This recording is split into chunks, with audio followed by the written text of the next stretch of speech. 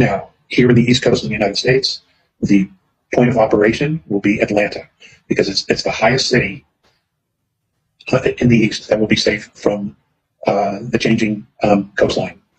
Here in the West, the new capital of the United States will be Denver, Colorado.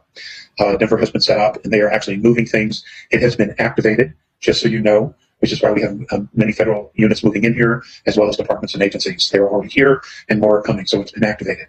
I'm not aware that you know this, but for the last 4.5 to 5 years, they have been moving the National Archives out of Washington, D.C. to Colorado. 18-wheelers go in under DIA, Denver International Airport, and some things are being stored here. Others are being moved to other locations using the underground tram system. So there's quite a bit going on, and things have been, the timeline has been moved up. In Europe, nations are preparing the best that they can. In England, I know that they are moving equipment to the north of Great Britain. They have many underground facilities there.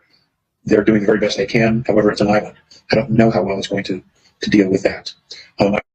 There will be no more Florida, which brings up something else I'll mention in a moment, which is fascinating.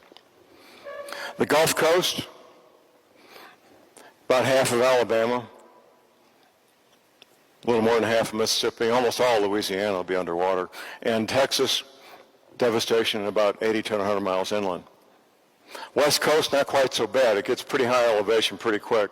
There's an inland sea, what's going to become an inland sea. So the problem with California is that's where all the people live, is on the coast. What do we have in Los Angeles? 15, 20 million people? They'll be gone. And you got Washington State and Oregon. The middle of the country, the Mississippi River, will split the country in two. The Mississippi River will be 100 to 200 miles wide, a couple hundred feet deep. The government's already planning for this. The main new capital will be Denver. Talk about that a little bit more. The eastern capital and the minor capital would be Atlanta, Georgia, the highest elevation major city east of the Mississippi. The government is already splitting, like, for example, the U.S. Army. The United States Army NORTHCOM, Northern Command, is being split east-west of the Mississippi River. They've been doing that now for 8 or 10 years.